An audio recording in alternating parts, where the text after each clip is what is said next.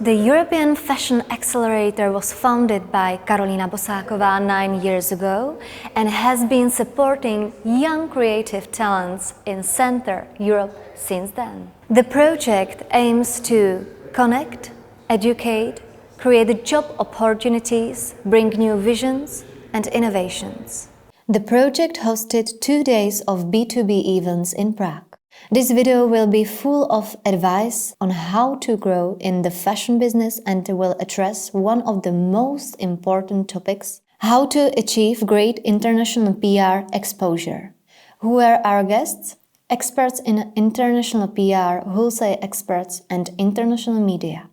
Is the future luxury sustainable?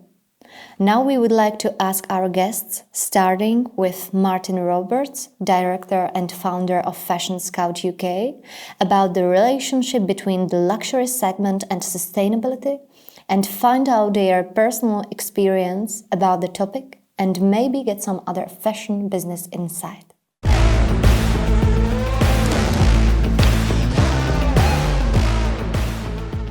So what luxury means to me is about craftsmanship. It's about well-made products and items that are crafted with fine materials, using techniques that are often hundreds of years old. This is, to me, what luxury is. It's an interesting word because luxury in English means luxury items as we know it, but also if something's a luxury, it's something you don't actually need. And I think this is where luxury brands do something that's really interesting. They convince us that we need things, and actually they're things that we love and we cherish. So luxury is something that you hold on to for a long period of time. It's not about conspicuous consumption. It's not about wearing brands head to toe covered in logos. To me, that's not luxury. That's consumerism. Luxury is actually having something you admire and love and that grows with you. Luxury definition has changed a lot during the last years. Luxury at the moment is transparency, good fabrics, self-made garments. Time is luxury, really. And I think also being able to enjoy something without causing harms or at liberty of other people or environment. And I think people are more conscious now after the pandemic about what they're doing because they have more time. You know, I think through the lockdowns around the world, you know, people were sort of shut down at home. So they have more time to consider what they're doing and what their actions are. And I think they are looking for comfort. So I think comfort is also really important, and it's a luxury to people today. And self-awareness and discovery, I think, is really, really important today. They said that luxury doesn't scream, it whispers, and I think that there is something important about that. Luxury is something which you really would like to have and keep it for a long time. It's not only the item, but I think it's the overall experience, how you are treated when you're buying a certain item, if you are getting also advice on that, and actually this is this whole care about you. In the post-pandemic world, I think the luxury will still be there, but I think that people will be more conscious now when they have like a very big break with going out and actually showing, you know, certain items. Now I think that they will treat it even with more appreciations, but I think that luxury will still exist. As I said, it's not only the object, but it's also the whole experience. Luxury is something unique, iconic, it's high quality, it's timeless, something you can use for years and it never goes out of fashion. Of course, today sustainability should be also a part of luxury, but actually when you are thinking about the connection of lifetime using some products, then actually it's sustainable.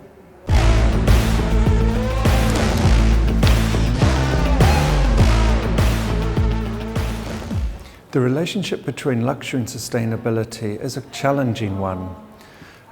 Luxury brands are brands, they're companies that, as part of their business, they want to make money. All companies do. And so they want to sell things. And so they need people to buy it. But sustainability in itself and valuing crafts and sustainable fabrics, caring about the environment, is in its own way a luxury. It's something that's essential to us all, but also you need to be in a position where you can afford to be caring about that. There's a large percentage of people in this world who have greater concerns on a day-to-day basis than whether a leather or something was sustainable. You know, they're more caring about their child's education, about money, about their lives. But sustainability is going to be key for luxury brands moving forward. Everybody is paying more attention to it and people want to help make a change. And so it's the brand's responsibilities to make those changes, whether it's banning fur or looking at how to maintain crafts, working with organic materials, causing less loss of biodiversity. You know, how can brands actually change the future? And luxury brands need to take a lead on this. Luxury, of course, must be sustainable. Like I was saying in my definition, I honestly think that sustainability is the right definition for luxury these days.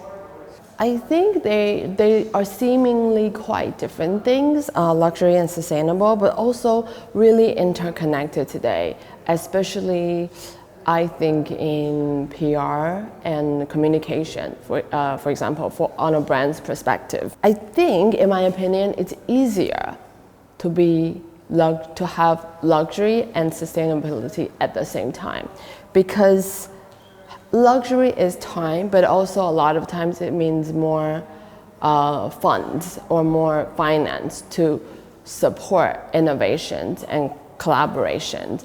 And I think that's kind of what I believe the future of sustainability and luxury is, because essentially the industry, especially what we're working in fashion, it's very hard to achieve 100% sustainability. So I think in order to achieve some sort of balance, you know, we need to constantly innovate and also collaborate with people around you. So yeah, I truly hope that luxury brand will actually promote the sustainability, because if not them, then who?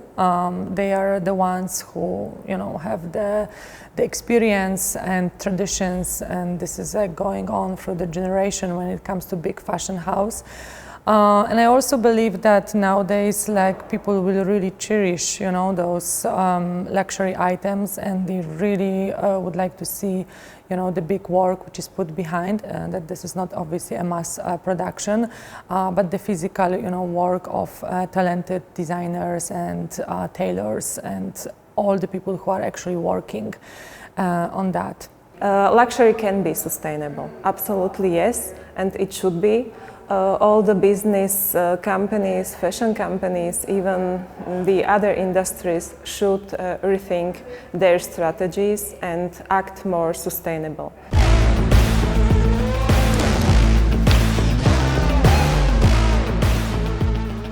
We approached at Fashion Scout a lot with brands, young designers or emerging designers. So we're approached by emerging designers a lot of the time that say they want to work in the luxury field.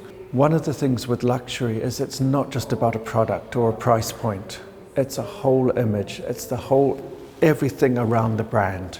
So my advice to designers that want to work in luxury is that they need to look at how their brand is, their logo, their images on Instagram, how they're shooting, the models they're using, even down to themselves, how they dress and behave and where they go and what they see. If you're looking to attract luxury consumers, you need to understand what they are interested in. So you need to actually understand their lives. I think it's an amazing time for new designers to start working in their own collections. Like I was saying before, also luxury is sustainability. And I think during the pandemic, we all realized the scope of social media. So I will encourage them to be creative, to show their projects in social media, to get into luxury and sustainability, and it's an amazing time for that. I think And coming from my perspective, I work in fashion, so I'm gonna talk about that. I think in fashion luxury, it often kind of refer back to consumer market. And so I think it's always very important to know what the consumer is looking for, because it is also essentially a commerce market. And so I think always keeping on top of what's going on in the world, not only in the sort of current events type of way, but also innovations again. So materials, what people are using, looking at your mediums and really understanding what you're using to create your collection, for example. And so I also think uniqueness is really important. So to have your own voice is something that I think stands out among sort of the sea of products and consumer products, you know. Right now, I think transparency and conviction is also very important. There is a lot of products out there. It doesn't mean just in fashion, there's a lot of consumer products, there's a lot of furniture products. So for example, when we looked at a designer earlier yesterday. So I think it's also having some sort of really strong conviction and really sticking to it. And that's kind of the backbone. And then you sort of build, your materials, your transparency, and how you communicate that to, your consumer. I think that first and foremost they should try to get the experience. They're supposed to find the ways to get the mentors from those probably big fashion house, even start as assistants to generally see what is their model of operation, how they work with the fabrics, what is the DNA of a particular brand, and see how they are actually, treating, the whole production process. So I think that first is like a really observing and learning, and only then trying, to go to that direction. I would say let's be creative, enjoy the process, enjoy the fashion, and don't hesitate to Google new possibilities. Think outside the box, meaning the world is open, the world is yours. There are lots of companies, fashion companies, who are open for new young designers. And most important, or one of the most important advices is please think sustainable.